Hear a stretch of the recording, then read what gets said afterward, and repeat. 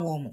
Ye beka go piemu ewa pinto wa atoy manta mu yedu hode a na mata nkonwa wo ho adehye wo ho omochemu se wo muni gold force for eni edwuma bi adibium enintimo bibia ema tete wo mo Adamos won sense mi asie tu afuma gudie no mata nkonwa so de nsima babonte trese say ye jefiri wo mun sempa de wo sa so entechire nkrase aban emfa tumi nkrata ne mo mo ne ensa metu afuma gudie ewo ho eba ni nso yiri ho nsam so ni na ye besom ewo kasebo yi emu ebusiafo ensam yi ensam enkai bi na awie yetna se agebre sa pesmaka for edi asom sem mothers Abadae kasebo ewo mothers FM eso sanso so na twegu ewo mothers TV no eso abefo tintan video no Facebook mothers 102.7 FM Accra we like wa comment wa share edi ama me YouTube no so mothers TV Ghana we like wa comment wa share kama na chese wajebre na woni ye abomu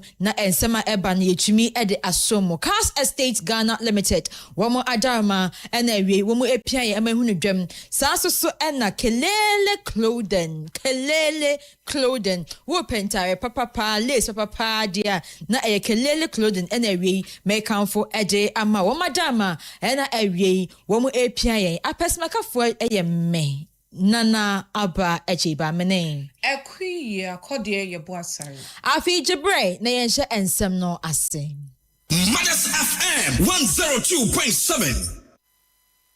Awusiafo yenhye ensem no ase ede ama enye enche biara enye yede sommo ewe yakase bahuduo mu nyina se abrantia ne din ede Dennis Miracles abwache yeso ne pechi na yakopie mu ewo eye Iyoko Economic and Organized Crime Office wakwaye de na kire se empanimfo chema ye se nya ba ku meni bi na kire se wobedi dwuma wobedi eye post ewo man Ghana mu ase yetebri post kakaka ede to ne kon se wonye na abra wo di sa adwuma no dis kasem bi anhyada amfa ne kwan so wano eno ye 55 million Ghana cedis chopable papa no chese mu odum no na chese mu kirema wo mu gina so ede ekire no na so abra Miracles eba mountain so wo si o sa 55 million kwan pode wo mo ammoso tew o ma ammoso wo mbisa no hwe ewo yokofo akache na mprempren de ensemtrefo nkomobomu Dr. Justice Sremsai won na Deputy Attorney General wode ensema tudwa wachemu se adia eba se ye chi obi anase yokofo eto nsafre obi a enhwehwemu a wo moye ne sembisa wo moye no enye se mo beto abonten edema Ghana fo nemu no wo bisabisa nsam na de boaboa chese adanse ano na afide wo de sa adanse no akọ piemu ewo court na afide yetumi edi asem no efiri wonum nemu wo ntumi enye hwehwemu ensan so fa hwehwemu no emeto abonten de dwa se Ghana fo na enti nemu no wo bisabisa sansem ni na nti asem bi obisabia ni na efa adekodi potinti a ye kire wo na ebi kra na ya most people say wenti na mo nkomodi na ebe wiase no na efa ho yenti Dr. Justice Sremsai. Recently, Miracles. He came out to say that nobody questioned him about 55 million, that he was questionable. And people believe that. People believe that. Because Miracle is saying it, everybody believes that that is the truth. And nobody is even interested in asking Yoko, how do you even conclude that is true? And you see, Yoko is not under any obligation to be responding to things like that. Law enforcement, we are not under any obligation. At the end of the day, we will bring you to court. We will charge you.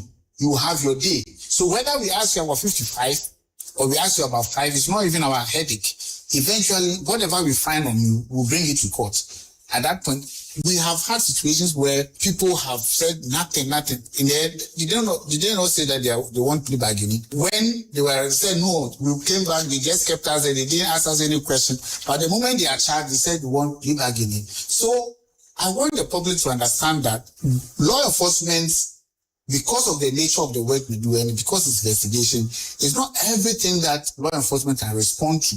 But that doesn't also mean that lack of responding to some of these things means that the person who is saying it is right or is correct. That's all I want the public to just be very aware of that. Mothers FM 102.7.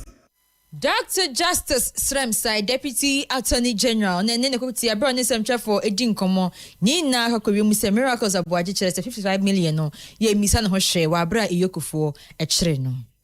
Afei mo ena nkoda tena se etro BEC instruction no one na wo JHS3 etena se etro BEC instruction no na do ani chem asante mantem a eye Ebuakwa South Municipal Education Directorate e de ensema babonte once wo kan nyina se wo gidie e wo nkoda wo tena se etro instruction no e wo Ebuakwa South mu pa eye efise enema ne adom de gugu akwan mu nyina e ma nkoda no abra no betro instruction no bibia kototin e de womo eno nti na gidie mapa enom wo nkoda ni mu na sa ensemi Municipal Director of Education Maami Comfort Ofori Apia won de enchimu ba ye wo kire say sa enema ne enye dako na se da mienu na ye mretintin mu enom de tena se esiesie nkoda no se na be on betena se atro instruction no na nsemani.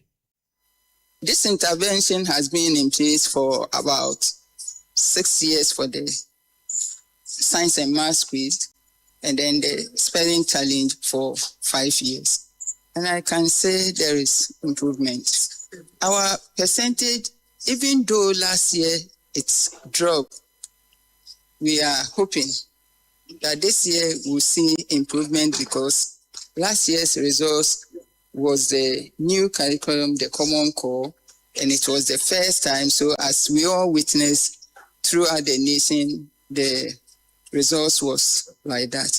So this year we are hopeful that we see massive improvement. And this year too, there is a change where they will see their results before you go for school selection. I will advise them that based on your result, choose a school that you and your parents will not struggle to gain admission.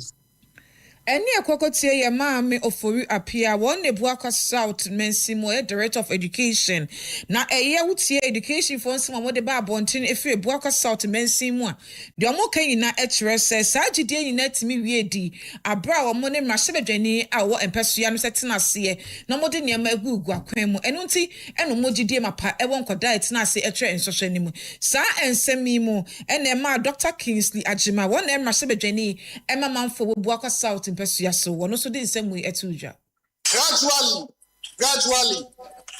we are shaping the narratives. Gradually, we are building a critical mass of solid intellectuals who will be able to take this municipality to the next level. Director, I'm once again very elated to report to you that just yesterday, far away in Cuba, we have 20 students from the Kingsley Maths and Science Quiz who went to Cuba about 6 years ago, read medicine, and graduated with medicine, and are coming back to Ghana as doctors. Mothers FM 102.7. Mrahebedwani Emma Manfo Ebuakwa South in Pesua, so Dr. Kingsley Ajima ne enyekotie.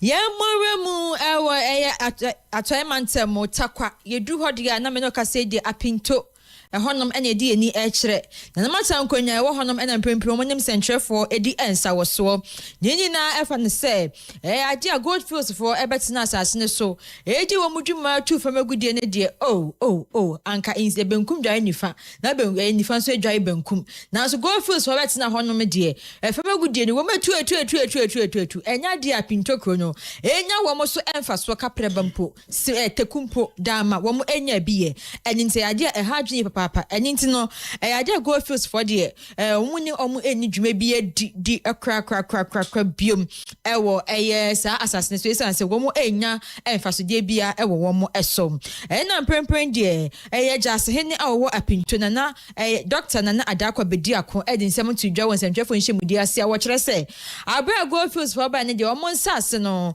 beye eka no beye impem 4,000 hectares of land and I say woma se no kura kama se na omunya asase emfa no womunya asase emfa nya bibia woma setem so ayebasa bisi basa isanse woma bae no woma wanfa adwumayefo ewo ho no mebunu no enam onam atom asaram ena mebunu no ho no ena moto dame to chacha ena se so munam ho basa eninti womo de womo chese nyade a wometumi eni Goldfields for atena obium isanse nyade mo bae no womunya womo eso emfa so.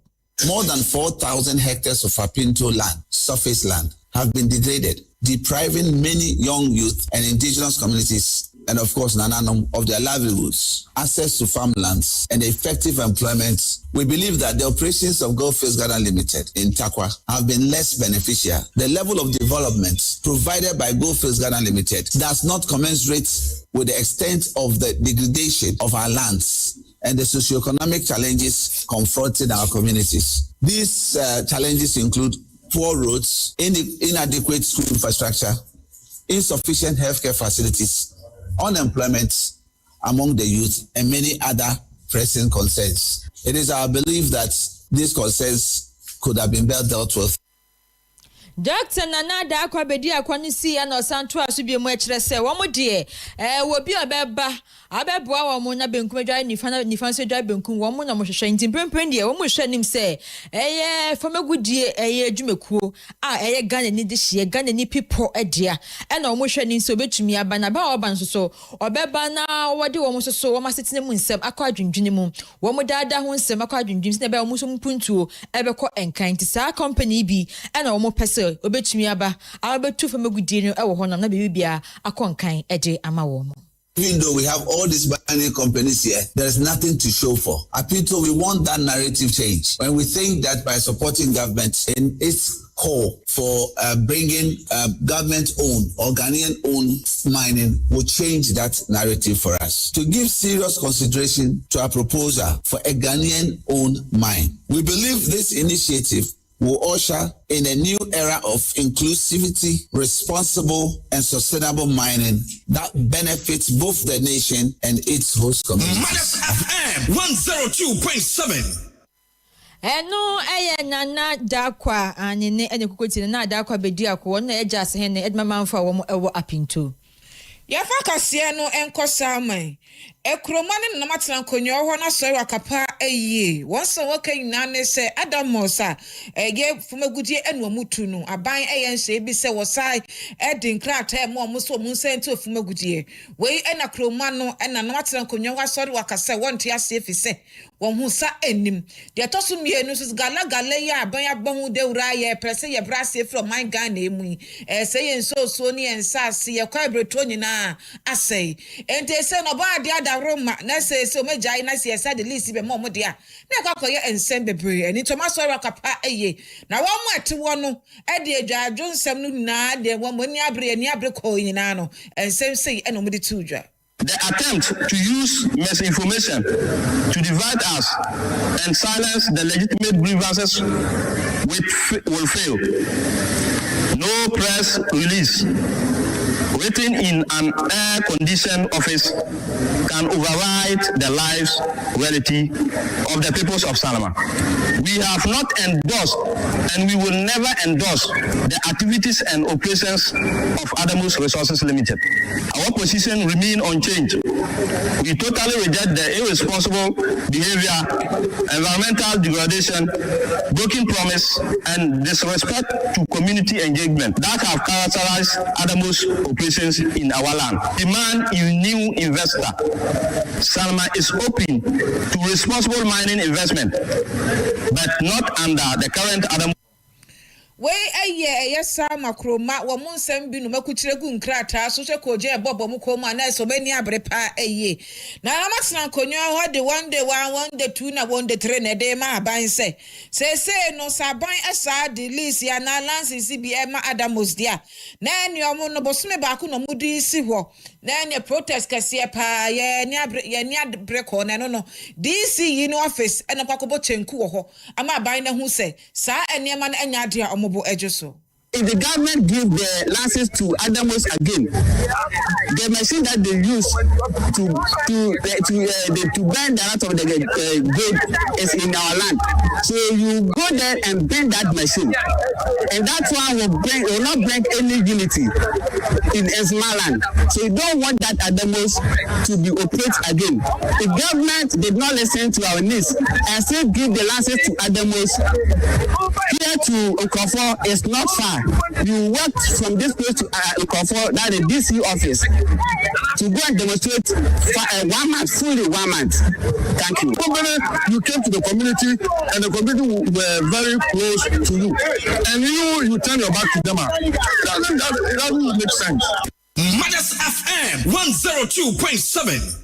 When ahemfo bi a mo wasa ma no mani abresa kordom sa ban e de e 2 minutes madams for so mbeti afum mbetu afum akudie ne dia na boso me ba ko no mudi si wo ye peaceful protest pa de akakotia aban no omo tankunu de DC no office e no mbefiti ase I was here for Antoine Sniffin in Chemu one Crampumpuni, Manta Modia, Menoka say their flood mitigation task force. A banner is Yidi Hunsam Diana as a woman, and a banner shada up power was a woman ancient to Tunyama. Now a dia who do a see in Sio Quamunano. Yen Yuri infant few on them, send away a dachi biano. Is Yiri Bia and so Emma Mukrunche and fire so moon fire so natural say Emma Mahadne Senya and Nanu B. A ye and Crampumpuni Mantama say. Now Saj Media. Deputy Chief of Staff in charge of operations, Rastan Dugbe, one no DNM, Sanso so and Menyan for Kenneth AJ Works and Housing Minister, and so Ekahubia, I think Brigadier General Foster Okanya Boa, Womana Ekahubia, Moba 9, Eko Miamia who draw ACC dime, ADC insure Equemu. Now, our brother do on the day, not you made it day, to me say yes. Amanfo esi dan nie na susu dan esi ho se dan no esi nsuo kwan mu wa hyada afelia twasase no afelia mana kosoro se nsuo na eba na baby emfa ensa dan ni na empanifo edwiri edigu fam no na Lieutenant Colonel Frank Osei Amponsan what is him to dwa na chese wo kyeremu se ne akoso ni na no wo se wo hwe etoto nyema ma ensu yiri no ni na eto etwa wono na commanding officer Edma 48 Engineer Regiment our Ghana Armed Forces. Today we have to carry out this exercise. It may not be certainly as immense as we are. It may not be in your at your comfort. All right, we understand that, but we have to conduct this exercise. All we expect is cooperation. This exercise area has its own safety implications. In view of that, we don't want any of you to be here. A designated waiting area has been earmarked for you. So I want all of you to move there, okay? At this stage, we will make sure that all your items you have brought out are not destroyed. Later, you can come and pick your belongings. How that is clear? Yes, for your own safety, all right? Any question? Okay, in that case, I want you to move to the exercise, the wait area. Anyway, Lieutenant Colonel Frank Osei Amponsan, Nene Kokoti, and a coordinator at my flood mitigation task force, Brigadier General Foster Okanya Boa, one of which say, wish him while Bramuko see assassin, so to me say, Ghana for Yaswa Dane. I'm off for Sisia Dando Duana, this is your Quema, in Sunny Enya baby pa and fat baby and Yanko Pasha de Trajama in Sun's on Fano, where Nan Fanina can be, and I Sunny Qua now bought a Sanichiaba. Ede insujiri bandini na nombe ye juma na sanya se na efata. Okay, so the problem is that because people have sold this place, the channel is narrow, so the water is not able to get enough space to maneuver to. Well, there's a holding area downstream where water is supposed to be collected, but because they sold that whole place, the place is not able to take up water. So once the place is blocked, the water pushes upwards and the place gets flooded. We're going to collect the debris. They are going to dredge and make sure that we create a buffer where people can no longer go. But we are going to ask the assemblies to be watching out so that when anyone tries to encroach upon it, action is taken immediately. Yes, I'm bo. Yes, I'm bo. And now Menyan for Kenneth Gilbert AJ one on the Swafra was share Adansie in Sion Semna for Numa Sem so Mangani Masay. One also adding some to the chess and Mampeni Medio Dashan and Sano. And then 9 day wonder one may be and share and canco. Never war ye to us here. I'm a BBA aye. You know, we have a dam right here. That's the Pesa Dam. And we need to have even a buffer beside the dam. But now what our people are doing is even the dam site, they are trying to fill the side of it to reduce the size of the dam.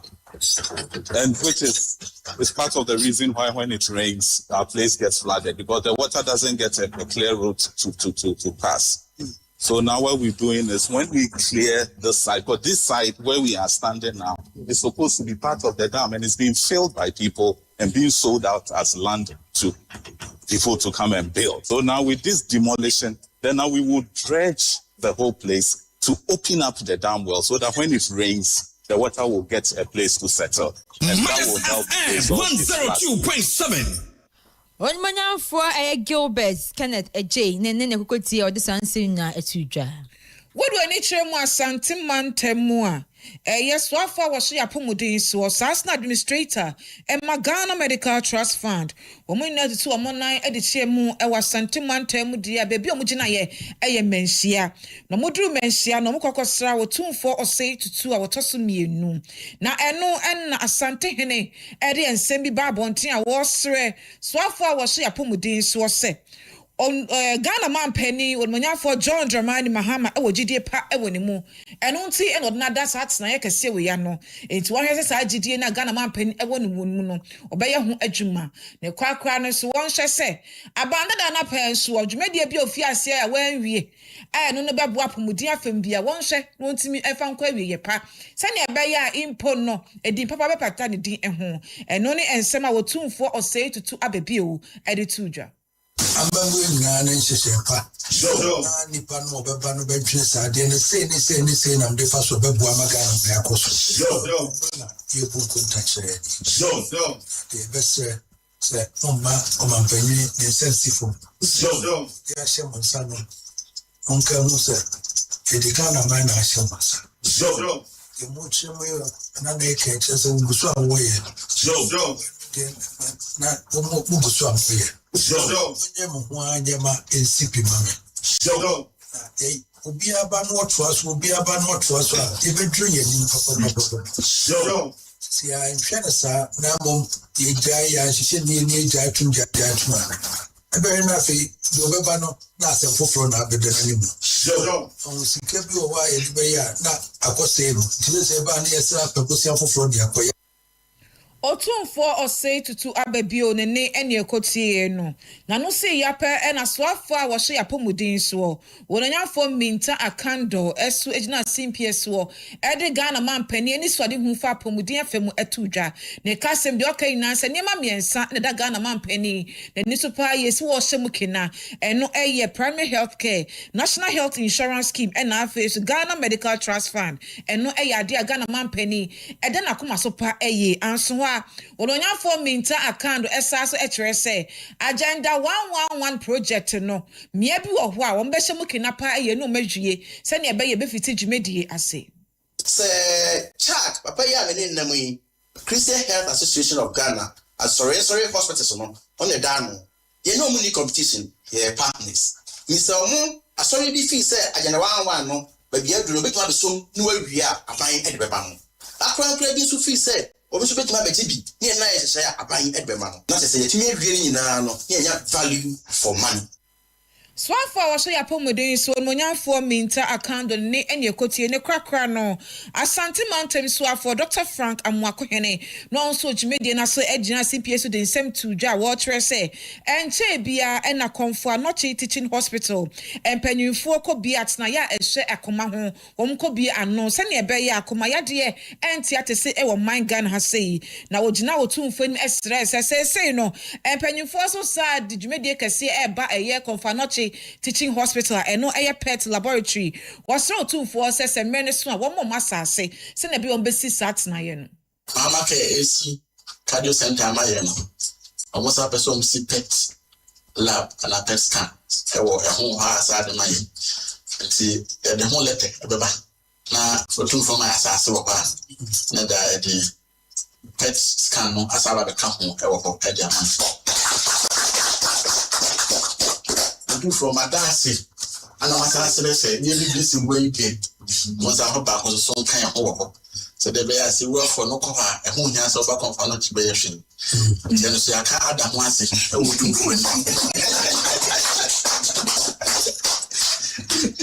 because I'm the one you know. I go back just as you for financial number quite be wrong. So na se do my cardio center na my no for pet na come now say I comprehensive. Matters FM 102.7. Asante Mountain swafo Dr. Frank Amwakohene ne ene ekotie no Yamore mu adwedie ensemu dia na me no kase die empanimfo adwedie ensemu na esenyoma nyina agusu etoto na kwemu African Continental Free Trade Area ho na empanimfo de omani akere mu ewo na yade a ECOWAS Economic Community of West African States wo mo de dwumadie bi ban hyehye bi ban na no eco currency say ban abibiman a ye wo ECOWAS states ni mu dia ye betumi edidwa na ye de ECOWAS currency and eco currency edi edwa no bibia koso kama nya afi na meko sansi dia ko dollar ana meko sansi dia ko yen ana hwan se pounds so se hwan ya bi sa ha ye mpebium en intense eco currency en na be adwuma no kama na mpempren dia Ghana ene oman Nigeria aka ba kiri mu se on behwa atoto nyema se ne be ya osi akwan bia ewo honom dwedi nsem no atumi afiri honom na sa ensemi soafo a wo hwe amanane nkita wodi nsem so onimanyafo Samo Okujeto Black one and the two Jara Bra waje Nigeria High Commissioner designate Ura Shelu Ilu Abadae ewo natina ye no mudi enkomoni na efan eco currency ya empenifo enhyehyeye ede eba. Even though we are doing very well in the area of trade, there's a lot more we can do. There's a lot more because all the targets we have, Africa Continental Free Trade Area, the launch of the ECO next year, we must form that coalition of the willing and lead, particularly within West Africa. You know, once Nigeria, Ghana, Cote d'Ivoire, we get it right, and we FM 102.7. Yanko we kasia no so dwadie mudua so afa wo so ya ma no ne hu kitahudie so wono nyafo sam Okujeto Ablakwa na ekasei wo kire se emprempren de kitahudie do man Ghana and man India mu no efa economy no begina brane pa $6 billion and mo de ba be shem na mia bia ebekọ etese agriculture information and communication technology, pharmaceutical manufacturing, and any beke kahunina. Olonya for the same way to ja abra High Commissioner Emma on my India eba na simple eba nibedi and baba yeho and olonya for some more Okujeto Ablakwa edi and semi etuja. We have set for ourselves very ambitious targets. We want to double our trade volume beyond the $3 billion margin that we are doing currently. Medium term, we are looking at about $6 billion, which is very doable. We also want to work closely in the area of agriculture. FM 102.7. On monya for Samuel Okujeto Ablakwa ne eni ekotie no. Awusiafo ya kwana nso mekanfo kelele clothing na ede amaw awie yi se wo pelesa papa India for wo molinyo mo de pimpam sari no mo hyehye dia na chese kelele clothing na mekanfo ede ama African print ni na no wo benya no dodom na mu ede ama wo pentuma na nkasa dia wo benya bia ma wo pese ye pam ede show so a wo pam ni suit wo pam ne kaftan dia we na wo pe ni na no kelele clothing wo behwe akika bibie sieni ede ama na chese kente agbada na kire se bibia kama de emma wo kelele political suit ni na no wo bi wo honoma obepempam de ahyewo eninti bra kelele clothing na bra na ni ebedi edwa na kama obehu ye kira kwan wo not kanishi the mod bus stop onma ana freyem 0541 849 257 na woni kelele clothing eni ensa wo so wo madama na awie wo mo epia yen aha ene nina ebesi ediama apesemaka for me nana aba ejiba mene ekwiya kodie yebo asare semufo nso so abna foku yebo ya sorry so na live worship ababeto so ede ama usabridie yakramo Mothers FM 102.7. Adishmaima KASE